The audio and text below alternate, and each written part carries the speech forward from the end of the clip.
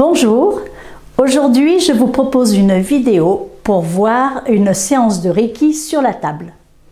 Alors c'est vrai que dès le premier degré on vous l'enseigne, mais quelquefois vous pouvez avoir des doutes si vous n'avez pas de contact avec votre enseignant par la suite après votre stage. Donc quelqu'un m'a demandé si je pouvais montrer le déroulement d'une séance sur la table. Donc voilà, c'est ce que je vous propose aujourd'hui. Avant qu'une personne arrive dans votre cabinet, vous devez vous préparer, mais cette préparation fera l'objet d'une vidéo à part parce que je ne vais pas vous montrer ma préparation aujourd'hui, je vous la montrerai à un autre moment. Aujourd'hui, je vais vous montrer ce qui se passe après la préparation. Donc lorsque la personne arrive, je vais lui demander pourquoi elle vient me voir, pourquoi elle veut une séance de Reiki. Tout simplement pour qu'elle puisse dire avec des mots ses souffrances, de façon à ce que le Reiki et elle s'entendent pour que son plus grand bien s'accomplisse. Nous ne sommes qu'un intermédiaire, ce n'est pas à nous d'analyser la situation et d'analyser les problèmes de la personne, mais c'est bon qu'elle puisse déposer avec des mots ce qui constitue sa problématique. Donc c'est la raison pour laquelle moi je lui demande toujours, avant de commencer une séance de Reiki, qu'est-ce qui l'a fait venir ? Qu'est-ce qui fait, quel est le motif de sa demande?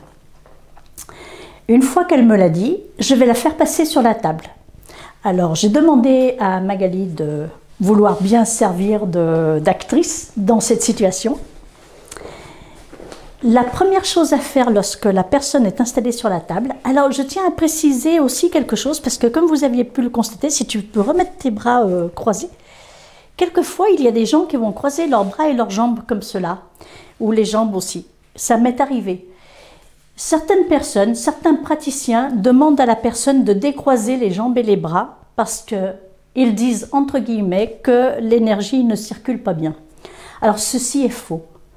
L'énergie circule parfaitement bien lorsqu'il s'agit de Reiki. Que la personne ait les bras croisés, les jambes croisées ou pas. Donc lorsqu'une personne s'allonge sur votre table et croise ses mains, ses bras et ses jambes, c'est un mécanisme de défense. C'est parce que la personne ne se sent pas suffisamment à l'aise pour pouvoir exposer tout son corps. Donc, le premier des respects à avoir vis-à-vis de la personne qui vient vous voir, c'est de la laisser comme ça. Et peu à peu, pendant la séance, elle va se détendre et pouvoir décroiser ses jambes et ses bras. Et ça ne change rien parce que même si elle garde les bras croisés sur son ventre, sur son corps, l'énergie Reiki passera quand même. Dans tous les cas, ça ne change rien. Alors, lorsqu'on commence une séance de Reiki, on commence par faire ce qu'on appelle le Byosen. Byosen est un mot japonais qui veut dire ligne malade. Il s'agit de passer une main dans l'aura de la personne à une vingtaine de centimètres de son corps, suffisamment lentement pour pouvoir ressentir au creux de votre main s'il y a des fuites d'énergie. Lorsqu'il y a des trous dans l'aura, et les raisons pour qu'il y ait des trous dans l'aura sont innombrables, on ne va pas toutes les détailler, mais lorsqu'il y a des trous dans l'aura, il y a des fuites d'énergie, et ces fuites d'énergie, ça crée une profonde fatigue chez la personne, puisqu'elle perd son énergie vitale en quelque sorte, et de plus ça fragilise, parce qu'elle peut attraper à ce moment-là toutes sortes de maladies, de problèmes qui se présentent. Donc le premier travail va consister à détecter ces fuites, pour pouvoir, pendant la séance, combler les trous dans l'aura. Alors pour cela, vous allez passer une main. Donc moi, ce que je vous conseille, c'est de passer une main une fois à une personne, et puis à une autre personne, une autre main, et comme ça, vous arriverez à déterminer quelle main est pour vous la main la plus sensible dans cette perception-là. Je ne vous conseille pas de passer les deux mains, parce qu'il n'y a, de mon point de vue, à moi, aucun intérêt. Le seul intérêt, c'est de ressentir au creux de votre main une sensation, une perception. Si vous passez les deux mains, votre cerveau se concentre sur quoi exactement? Donc en fait, il faut juste une main. Et il faut passer cette main une seule fois dans le corps d'énergie de la personne. Donc on part à peu près à une vingtaine de centimètres. Moi, je vais aller un petit peu plus vite que ce qu'on fait habituellement, parce qu'habituellement, je passe très lentement, pour justement me concentrer sur ma main. Mais ce qui se passe, c'est que lorsque je fais ça, je modifie l'information. Moi, ce que je cherche à avoir, c'est une information concernant la santé de la personne, ou les émotions, ou ce qui va pas, s'il y a une fuite d'énergie ou trop d'énergie selon s'il y a trop de chaleur ou un courant d'air ou du froid. Donc ce que je cherche à avoir, moi, c'est une information. Lorsque je passe la main dans l'aura de la personne, il y a forcément, et c'est obligatoire, ça fait partie des thérapies quantiques aujourd'hui, nous le savons tous, et il y a échange d'informations parce qu'il y a échange d'énergie. Donc une fois que j'aurai passé ma main dans son corps d'énergie, je capte la première perception et je n'y reviens plus parce que l'information aura changé. Par mon intervention et par mon observation, l'information aura changé. Donc ce qui compte, c'est que j'ai la première perception.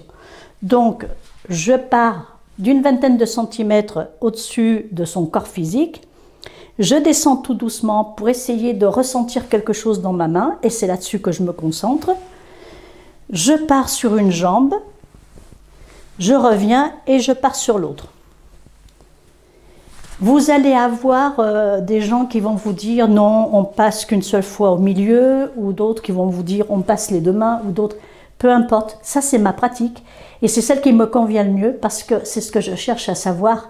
Je cherche à savoir qu'est-ce qu'il se passe dans ce corps et sur quoi puis-je agir en quelque sorte.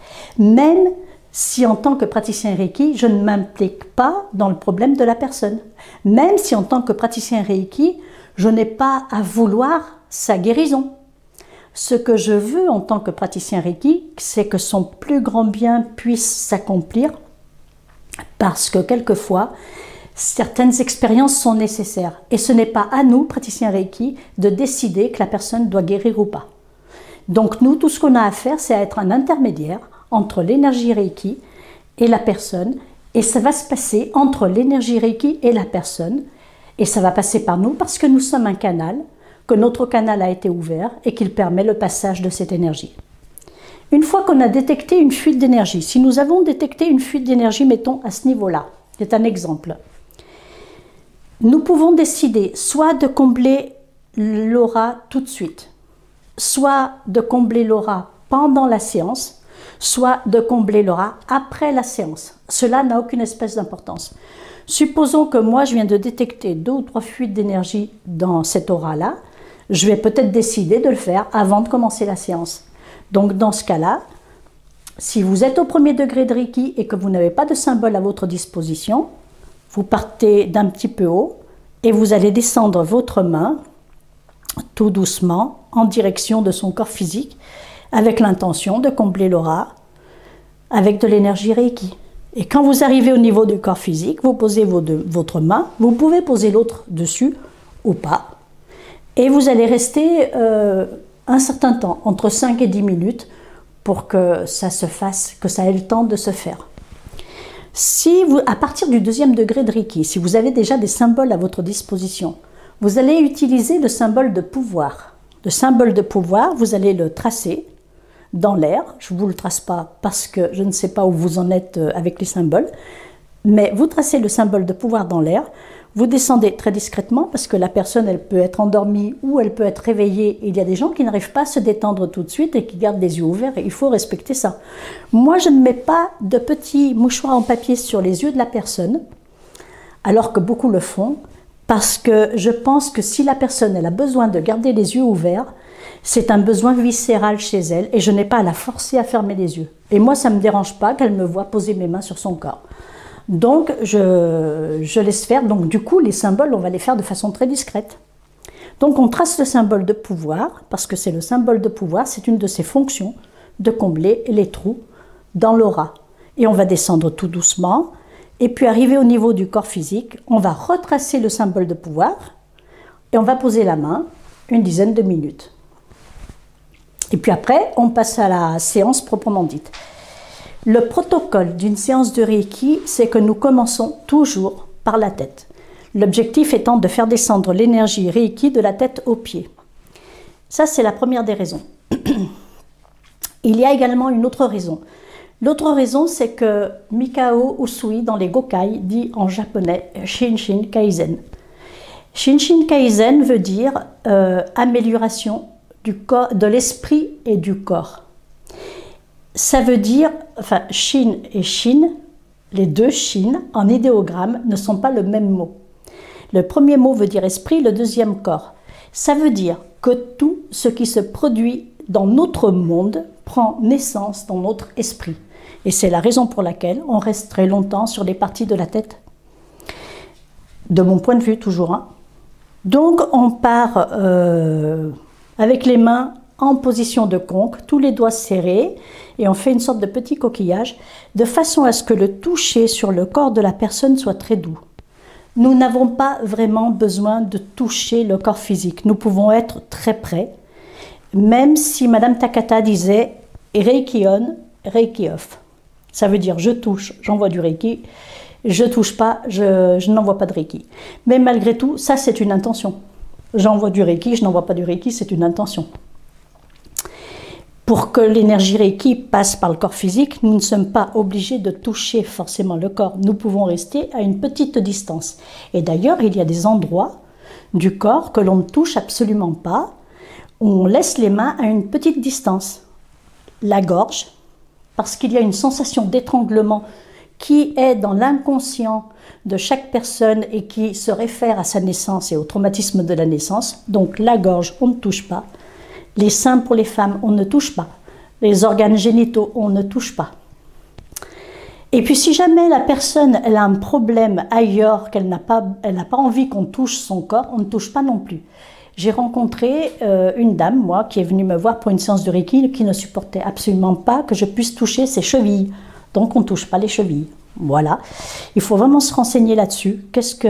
Il y a les fondamentaux. On ne touche pas les organes génitaux, on ne touche pas les seins des femmes et on ne touche pas la gorge. Mais après, il peut y avoir d'autres parties du corps que les gens ne veulent pas qu'on touche et il faut respecter cela.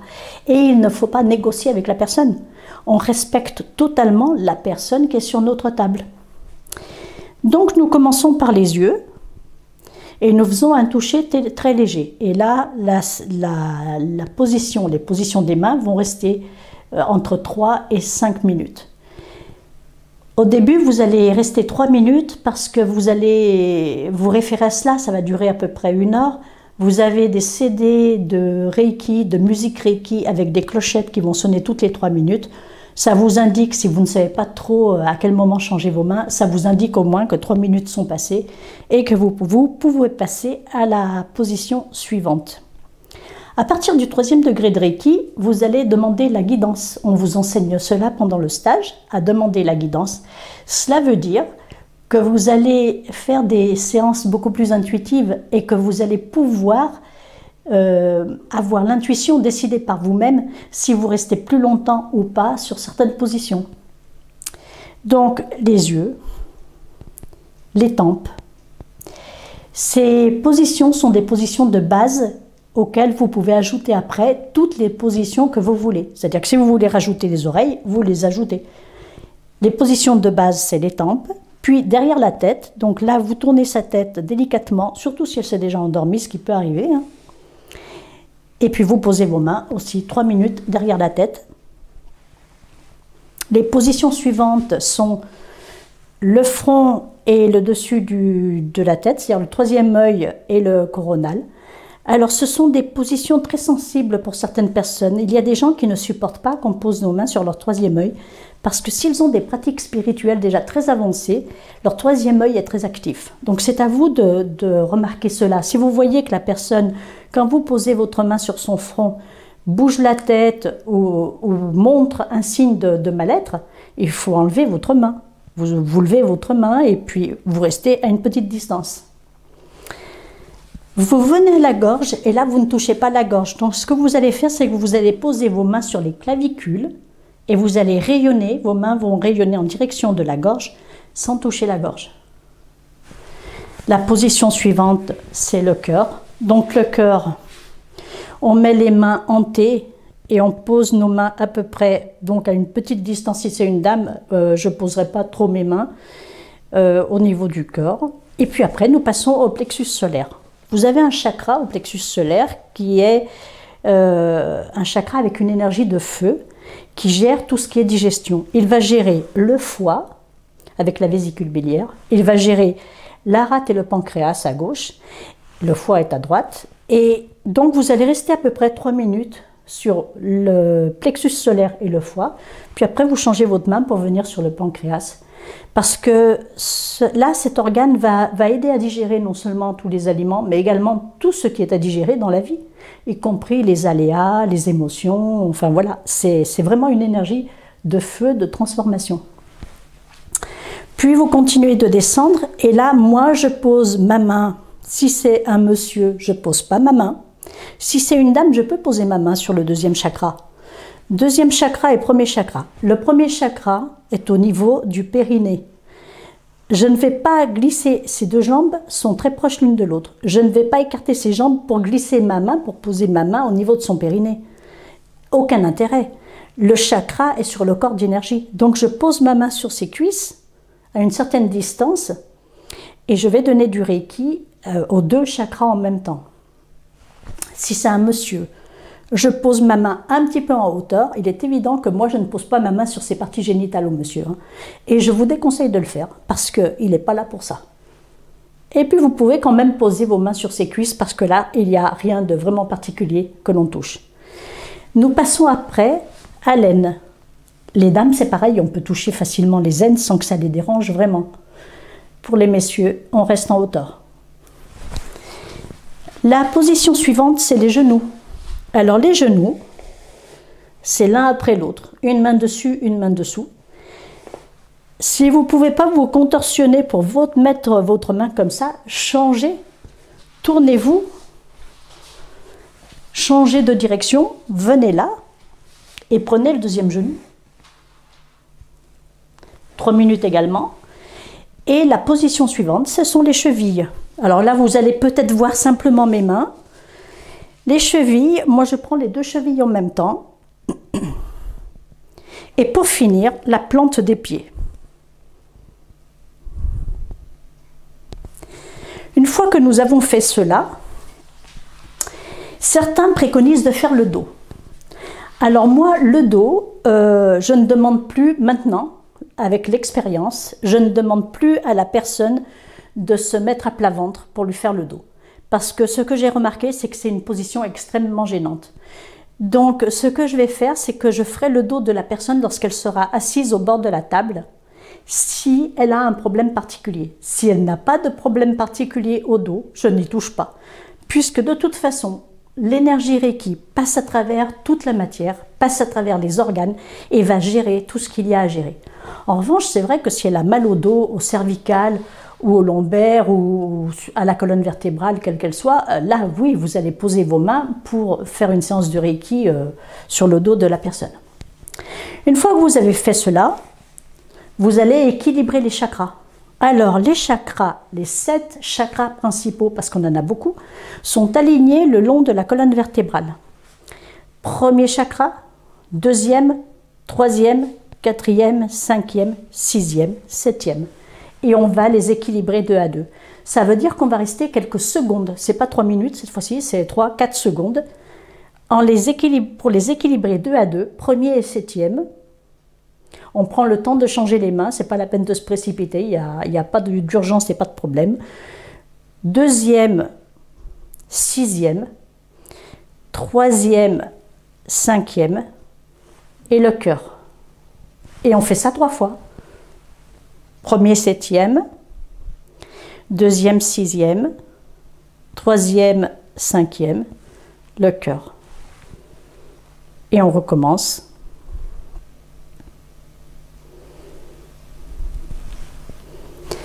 Une fois qu'on a équilibré les chakras, on ne termine pas complètement la séance de Reiki, mais on va terminer la table en faisant un lissage de l'aura 3 fois. Alors le lissage de l'aura, c'est un peu comme le Byosen, sauf qu'on va beaucoup plus vite.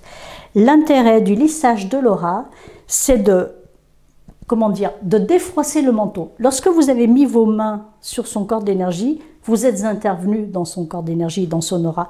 Donc il y a des traces de vous. Donc ce qui est bien, c'est un peu de tout lisser et de défroisser le manteau. Je déconseille fortement ce que certaines personnes font, c'est-à-dire arriver, on lisse l'aura, alors à cette vitesse-là, je vous montre, on lisse l'aura, Et certaines personnes, certains praticiens, arrivés au bout, font une sorte de nœud avec l'aura pour envelopper la personne dans une sorte de cocon. Il n'y a aucun intérêt, on ne fait pas ça. L'aura de la personne n'est pas fait pour l'envelopper dans un cocon. L'aura de la personne est un corps d'énergie qui doit être en expansion vers l'extérieur. L'aura doit, plus votre aura est en expansion, plus vos facultés psychiques se développent. Donc il n'y a aucun intérêt à l'enfermer dans un cocon. On lisse l'aura tout simplement et on ne remonte pas et on fait ça 3 fois. Alors je vous montre à vitesse réelle. Et on va bien au-delà des pieds. On ne remonte pas avec la main dans l'aura, on revient à la tête. On refait ça.